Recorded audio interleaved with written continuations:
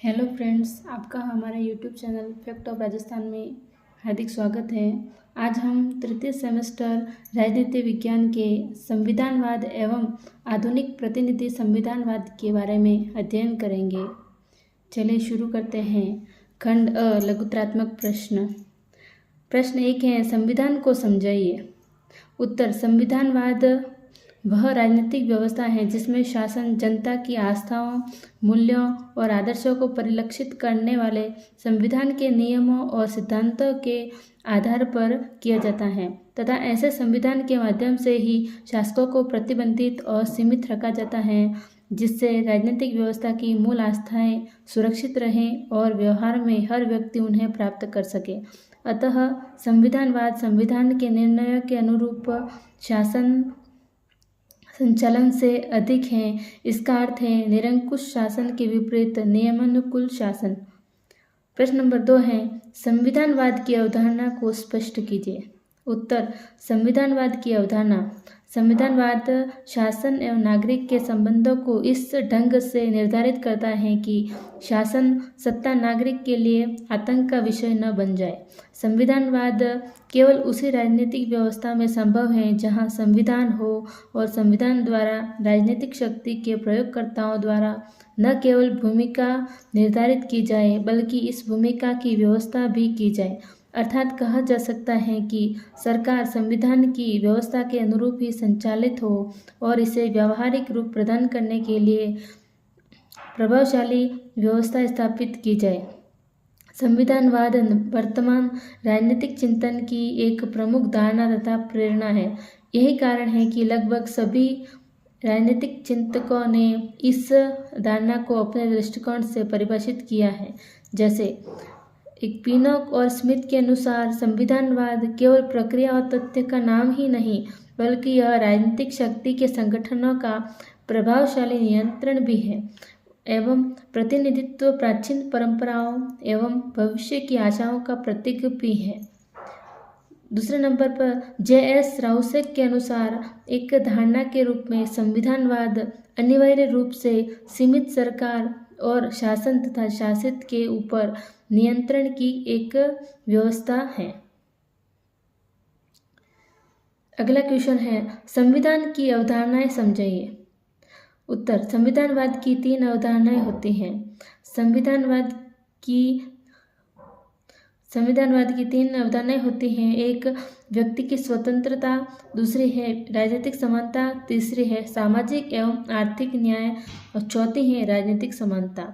संविधानवाद की साम्यवादी अवधारणा, एक, उत्पादन व वितरण के साधनों पर सार्वजनिक स्वामित्व, दूसरा संपत्ति का समान वितरण, तीसरा साम्यवादी दल का एकाधिकार। तीसरे नंबर पर है संविधान की विकासशील लोकतंत्रों की अवधारणा। संविधानवाद निर्माण की अवस्था में है, दूसरा संविधानवाद मिश्रित प्रकृति रखता है, तीसरा संविधानवाद प्रवाह दौर में है, चौथा संविधानवाद दिशा रहित चरण में है। प्रश्न नंबर 4 है, संविधानवाद के लक्षणों विशेषता का उल्लेख कीजिए। संविधानवाद के अभाव में संविधानवाद संभव नहीं है। संविधानवाद अधिनायकवाद विहित राज्य में भी संभव है। इसमें बहुलवाद पर बल दिया जाता है। संविधानवाद शासन एवं नागरिक के संबंधों को ऐसे ढंग से निर्धारित करता है कि शासन सत्ता नागरिकों के लिए आतंक का विषय न बन जाए। कैसी हियर के अनुसार संविधानवाद शासन का अर्थ है कि किस संविधान के नियमों के अनुसार शासन चलाने से कुछ अधिक है। 5वां प्रश्न है, ब्रिटिश संविधान जो सदियों में विकसित हुआ है उसमें कौन कौन से विचारधारा का समन्वय है। उत्तर, ब्रिटेन निवासी रूढ़िवादी परंपरागत संस्थाओं एवं सिद्धांतों के पोषक हैं, अतः रूढ़िवाद का महत्व है। ब्रिटेन की राजनीति में उदारवाद का अत्यंत महत्वपूर्ण स्थान है। 19वीं शताब्दी में समाजवादी विचारधारा ने ब्रिटिश संवैधानिक व्यवस्था को प्रभावित किया। मुनरो के अनुसार ब्रिटिश संविधान सतत विकास की परिणाम है। ब्रिटिश संविधान का पूरा नाम United kingdom of great Indian एवं उत्तर आयरलैंड का संविधान है। प्रश्न नंबर 6 है, संविधान और संविधानवाद में अंतर बताइए। संविधान और संविधानवाद में अंतर।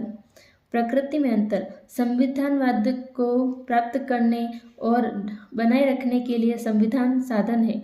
दूसरे शब्दों में संविधानवाद लक्ष्यों और उद्देश्यों की प्रधानता पर बल देता है तथा संविधान की मुख्य विशेषता साधनों की सुव्यवस्था होती है। क्षेत्र में अंतर। संविधानवाद का क्षेत्र अधिक विस्तृत होता है, अर्थात इसमें एक से अधिक राज्य सम्मिलित हो सकते हैं, जबकि संविधान किसी एक राज्य विशेष के लिए होता है। संविधानवाद की अवधारणा एक अंतर्राज्यीय अवधारणा है, जिसका प्रभाव यद्यपि अनेक राज्यों के संविधानों पर समान रूप से पड़ सकता है। इससे स्पष्ट है कि संविधानवाद व्यापक अवधारणा है और अनेक राष्ट्रों में समान रूप से पाई जा सकती है। औचित्य में अंतर। संविधानवाद एक निश्चित विचारधारा पर आधारित होती है, जबकि संविधान एक राज्य विशेष की परिस्थितियों से प्रभावित होकर मुख्यतः विधि पर आधारित होता है। उत्पत्ति की दृष्टि से अंतर। उत्पत्ति की दृष्टि से संविधान और संविधानवाद का अंतर देखा जाता है। वास्तव में संविधानवाद एक विकसित विचारधारा का प्रतिफलन होता है, जबकि संविधान किसी राज्य की विशेष परिस्थितियों को ध्यान में रखकर बनाए जाते हैं। प्रश्न नंबर 7 है, संविधान का अर्थ स्पष्ट कीजिए। या संविधान से आप क्या समझते हैं? संविधान का अर्थ। विश्व में प्रत्येक देश में केवल मात्र इंग्लैंड को छोड़कर संविधान का अर्थ वैधानिक नियमों के एक ऐसे समूह से होता है जिसके आधार पर उस देश के प्रशासन को संचालित किया जाता है।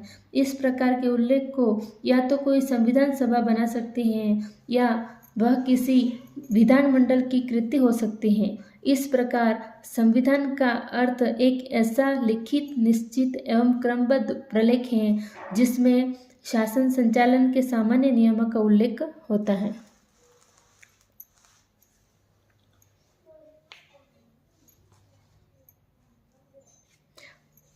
अगला प्रश्न है, संविधान को परिभाषित कीजिए। या संविधान की परिभाषा बताइए। संविधान की परिभाषा है, चार्ल्स बर्गेड के अनुसार संविधान एक आधारभूत कानून होता है जिसके द्वारा किसी राज्य की सरकार संगठित की जाती है और जिसके अनुसार व्यक्तियों अथवा नैतिक नियमों का पालन करने वाले मनुष्यों या समाज के पारस्परिक संबंध निर्धारित किए जाते हैं। जेलिनेक के अनुसार राज्य का संविधान उन वैधानिक नियमों का संग्रह होता है जो राज्य के मुख्य अंगों का वर्णन करते हैं, उनके निर्माण की पद्धति पर प्रकाश डालते हैं, उनके पारस्परिक संबंधों को स्पष्ट करते हैं, उनके कार्य क्षेत्र का निर्धारण करते हैं तथा उनमें प्रत्येक राज्य के कार्यों के संबंध में स्थान निर्धारित करते हैं। संक्षेप में संविधान की परिभाषा इस प्रकार से की जा सकती है कि संविधान राजकीय नियमों का यह वितरण होता है जिसके द्वारा व्यक्ति का व्यक्ति से संबंध, शासक का शासित से संबंध, सरकार के विभिन्न अंगों का पारस्परिक संबंध निश्चित किया जाता है। अगला प्रश्न है, संविधान की प्रमुख विशेषताओं का विवेचन कीजिए। संविधान की प्रमुख विशेषताएं निम्नलिखित है। संविधान संगठन का प्रतीक है। यह उन सिद्धांतों का संकलन है जिसके अनुसार सरकार की शक्तियों व शासितों के अधिकारों के मध्य संबंधों का समायोजन किया जाता है। केवल ब्रिटेन के संविधान को छोड़कर साधारणतः यह सभी संविधान निर्मित होते हैं। संविधानवाद के उद्देश्यों की प्राप्ति हेतु संविधान एक साधन प्रधान अवधारणा है। संविधान एक अपवर्जक धारणा है तथा प्रत्येक देश की भिन्न भिन्न परिस्थितियों के कारण हर देश का संविधान भिन्न भिन्न प्रकार का होता है। संविधान की वैधता कानून के आधार पर ही ठहराई जा सकती है। संविधान में आधारभूत संस्थाओं की स्पष्ट व्यवस्था होती है। अगला प्रश्न है, संविधान संशोधन से आप क्या समझते हैं? उत्तर, संशोधन एक राष्ट्र या राज्य के लिखित संविधान के पाठ में औपचारिक परिवर्तन को दर्शाता है। संविधान में संशोधन कई प्रकार से किया जाता है, नामतः साधारण बहुमत, विशेष बहुमत तथा बहाली कम से कम आधे राज्यों द्वारा अनुच्छेद 368 के तहत संवैधानिक संशोधन भारतीय संविधान की एक मूल संशोधन प्रक्रिया है।